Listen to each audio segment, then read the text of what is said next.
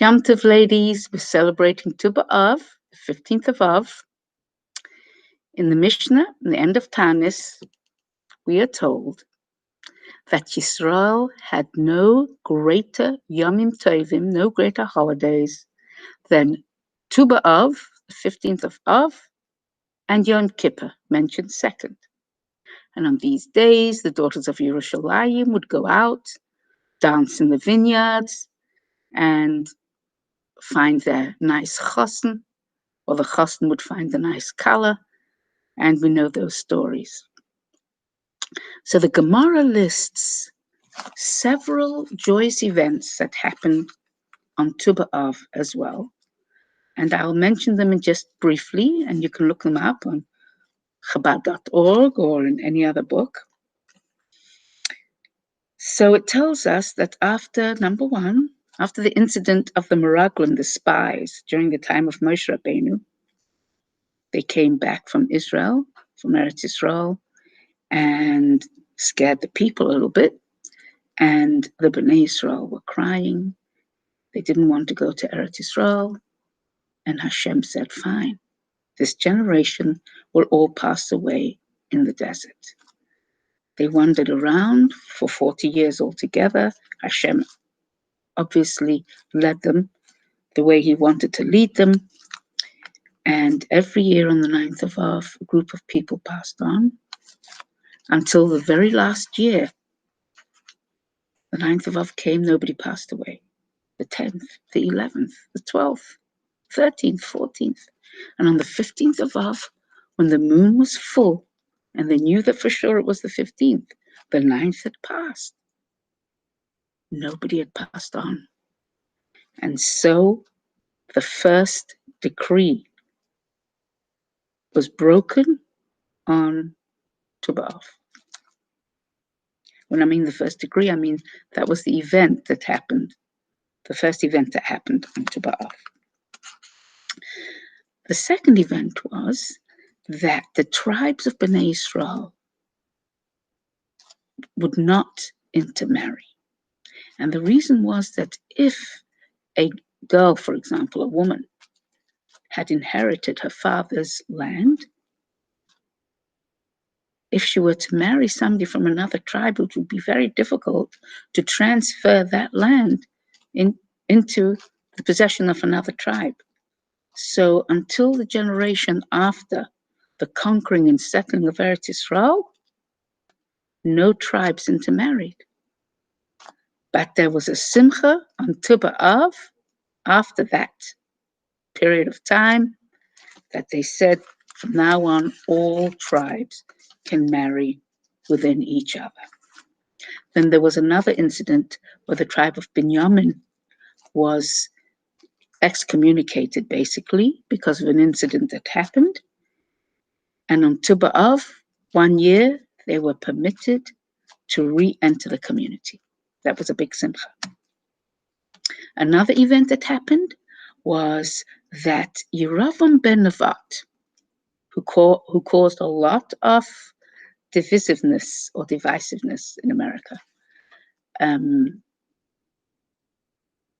created a whole new kingdom with 10 tribes called the Kingdom of Israel, and the remaining 2 tribes, Yehuda and Binyamin, were called the Kingdom of Yehuda. And he put up, King Yeravam, put up roadblocks so that his 10 tribes should stay away from Yerushalayim. 200 years later, Hoshea ben Elah took down those roadblocks, and the 10 tribes, the Kingdom of Israel, were now allowed to enter Yerushalayim, to the Beis HaMikdash, and basically brothers were reunited after 200 years. So that was a big simcha. Another simcha, which was sadly after the destruction of the Beis HaMikdash, was, we know, the rebellion of Bar Kokhba took place near a place called Beitar, and the Romans finally broke through, massacred a lot of our people. and did not allow them to be buried.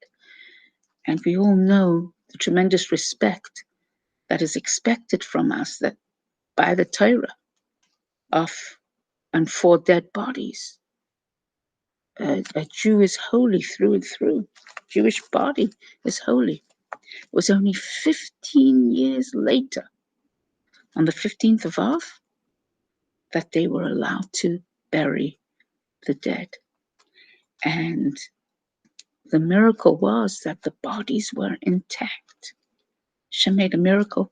And in fact, we have a special bracha in benching, the bracha of Hatoiv v'Hametiv, and that took place on the 15th of Av as well. The final one that we'll mention is called, it was the day of the breaking of the axes, Tabar Mago. What that means is that there was a small period of time that the wood choppers would chop wood with their axes for the Mizbeach, for the altar in the Beis Hamikdash. If somebody wanted to bring a sacrifice, they needed the wood on the Mizbeach, the firewood. And so the best time that they would chop down the wood would be from Pesach time around until Tu B'Av. Tu B'Av, no more wood chopping. And just like when you finish a mitzvah, or just like when you finish a piece of Torah, you make a siyum, there was a big simcha when this was done, when the chopping was finished for the year. And at this simcha, there was the ceremony of the breaking of the axes. They used to break up the axes. Why didn't they keep the axes for the next year when they'd have to chop? We'll maybe speak about that later on. So why was this Yomtov of Tu B'Av such a celebration?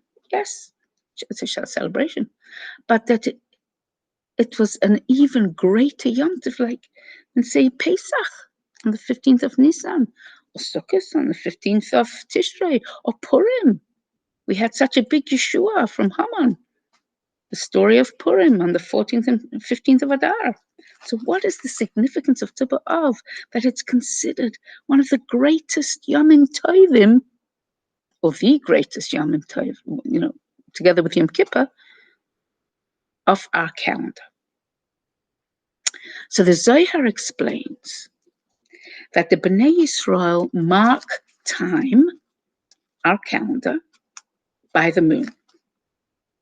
Why by the moon? Because we, the Bnei Yisrael, are the moon of the world. We're considered the moon of the world. And through our history, like the moon, we rise and fall. We have times of growth when we shine, like the full moon on the 15th of every month. And then there are times of darkness, just like the moon waxes and wanes, but only to have our rebirth again, our renewal, just like the moon renews itself. So the 15th of every Jewish month marks the highest point of that month and everything it represents. So for example, let's take Nisan, the first of our months. Nisan is Chodesh HaGeula. It's the month of redemption. That began on the 1st of Nisan. But it culminated on the 15th, when we were actually taken out of Mitzrayim. The exodus of Egypt was on the 15th. So it might have begun on the 1st of Nisan, when the moon is teensy weensy. But then, as the moon grows fuller, culminating on the 15th, that is when the Yomtov of Pesach took place. That's when it reached its climax. We went out of Mitzrayim. So we know that there's a concept called Yerida L'Tzorech Aliyah. There are descents, things going down, downhill, but only for the greater ascent that will follow. And the greater and the higher the ascent, was because the descent was lower. In other words, the lower the descent, the higher and greater the ascent after the descent will be. And we know that the month of Av has the greatest and darkest descent ever, culminating with Tisha B'Av, the 9th of Av, when our two Batei Mikdash were destroyed amongst many other sad events on Tisha B'Av. So speaking about the destruction of the Beis HaMikdash on Tisha B'Av, on the 9th of Av, wasn't only our physical Beis HaMikdash that was destroyed. Our focus of the mission that we have as Jews to build a home for Hashem down here, a dira b'sachtonim, which the Beis HaMikdash represented. So there were the stones that were destroyed, but together with that was the spiritual aspect of what the Beis HaMikdash was all about.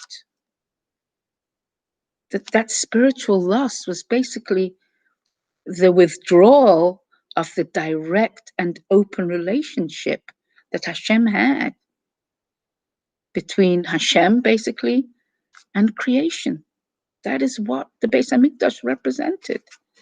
The relationship between Hashem and us and the world at large. So when the Beis HaMikdash was destroyed, we have the onset of Galus, exile, and the hiding of Hashem's Shekhinah, Hashem's glory, of his revelation. Yet these dark, dark days of the beginning of Av, culminating in Tisha B'Av and the 10th of Av, really, carry within them the seeds of redemption. Right after Tisha B'Av, we celebrate the 15th of Av, when the moon is at its full. So right at the beginning of Av, and even the end of Tammuz, the month before, when all the darkness is displayed, and the galus, and the massacre of our people, and capturing in chains, taken out of Eretz Yisrael.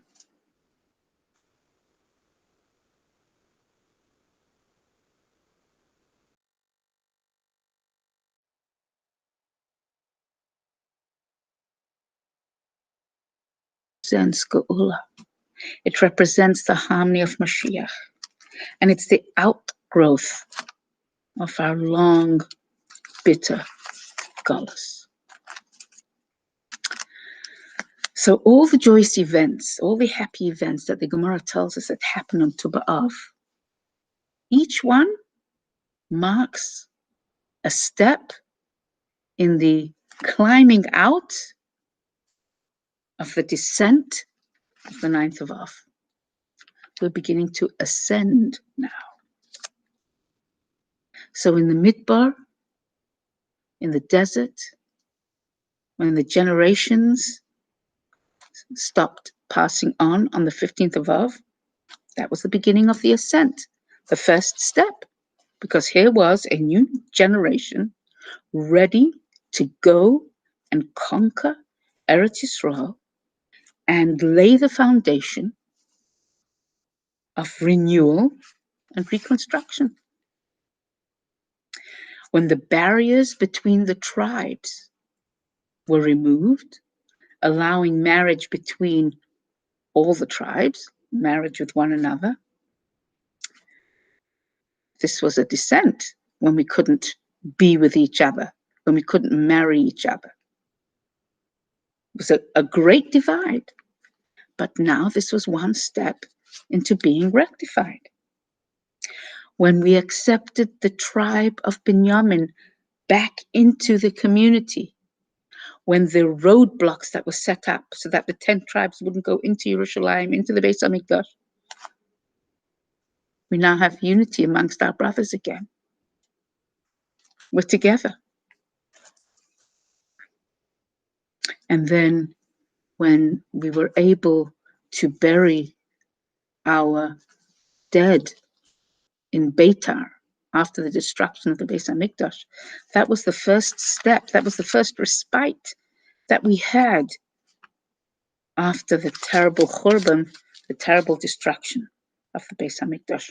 And so Tu B'Av is really an example in all these incidents where redemption is achieved, where there's Achdus, unity, where there's brotherly love again.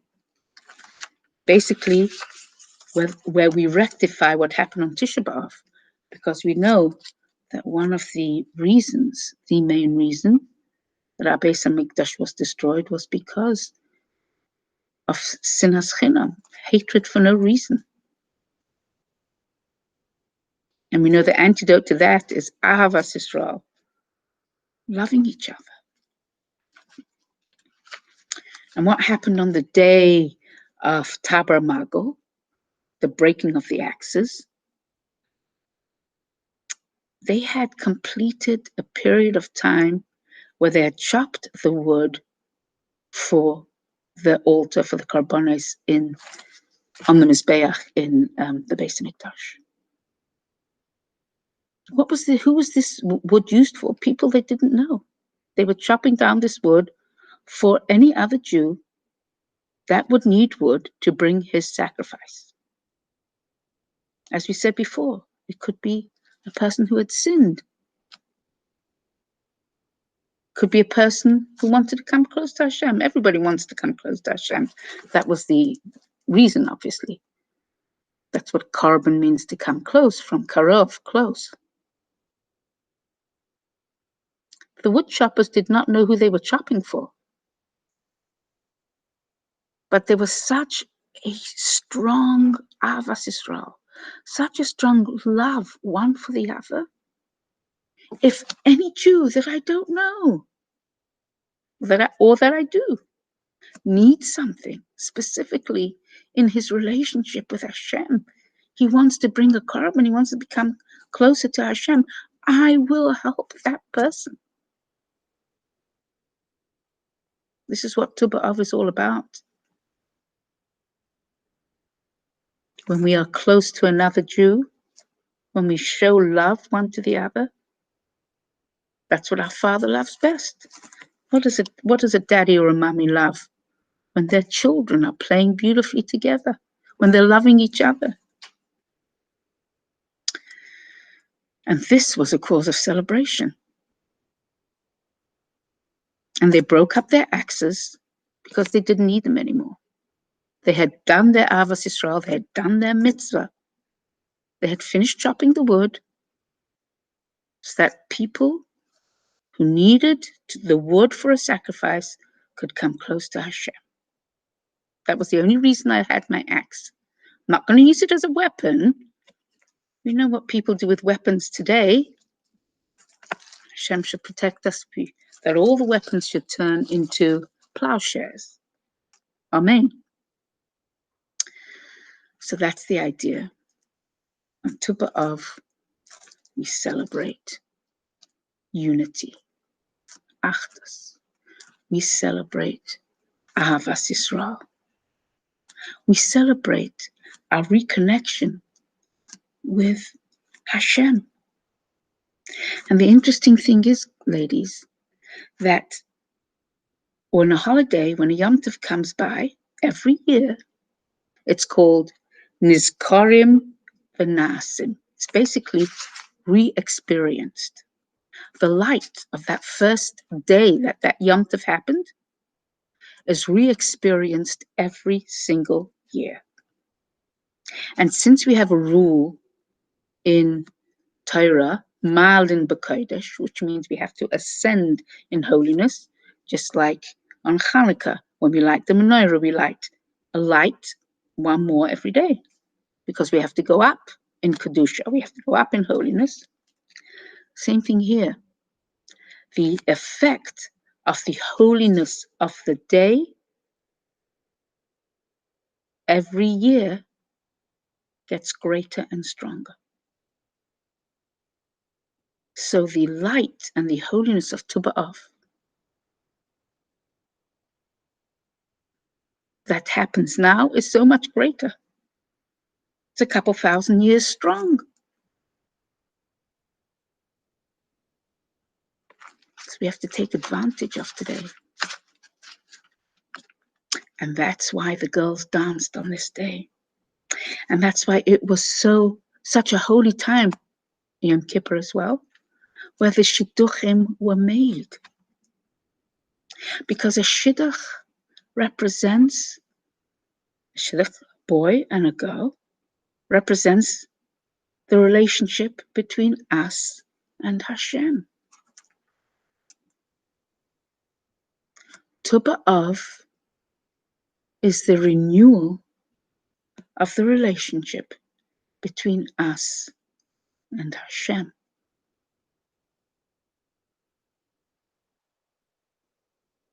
Today, everybody is speaking about Yisrein Ha'or Min HaChoshech, the additional great quality of light that follows darkness. We know that just before the dawn, the dark is really strong. A light that follows the darkness is truly bright. Story is attributed to Reb Mendel. It was dark and it was cold in the cellar. These Bakrim were in Russia with Reb Mendel. They were Farbrengen. A newcomer knocked on the door with a special code of knocking, and he was trying to feel his way down into the cellar.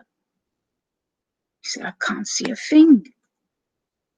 And one of the boys said in a whisper, don't worry.